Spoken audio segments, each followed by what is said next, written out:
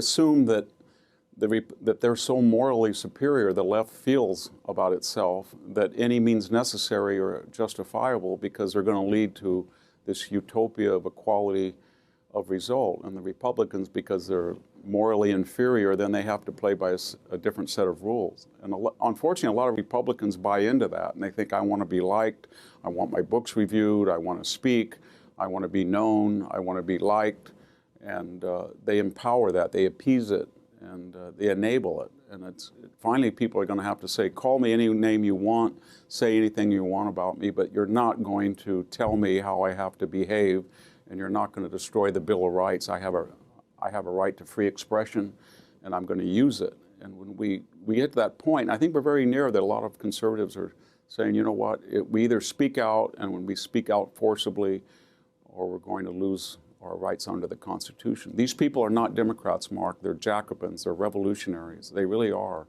I agree 100%.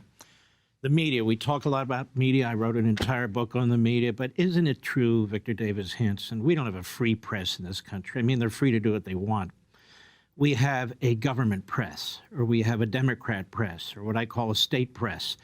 That is the New York Times, the Maggie Habermans, the Washington Post, and so forth. They hand out prizes to each other for regurgitating that which is leaked to them by the FBI, the Department of Justice, or the intelligence community.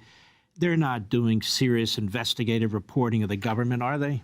No, I think they feel the media, NPR, PBS, CNN, MSNBC, the network news, as you said, Los Angeles Times, Chicago Tribune, Washington Post, they feel they're all from the same cultural, bicoastal milieu.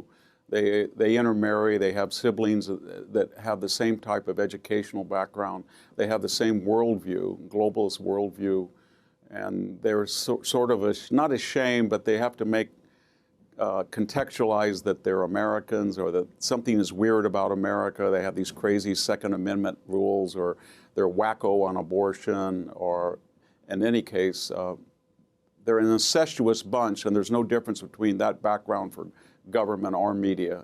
They've been fused together. So they're basically part of the ruling class, no?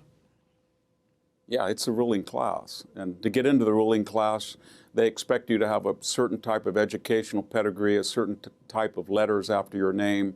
You have to know somebody. You have a father, a sibling who was part of the ruling class. It's our versions of the European aristocracy. Well, these are dark times. You agree? Yeah, I do. I think we're looking at something about 1850 to 1861, where one side has said to the other that we're not going to follow the Constitution anymore. We saw what the South did, and I think the North is saying, the North in the sense metaphorically of the bicoastal elite, is that we don't have to follow the Constitution. And if the Supreme Court rules against us on abortion or affirmative action, we're not going to follow it. We're going to find ways, as we already see in the university, to get around it. And so they feel that they can do it.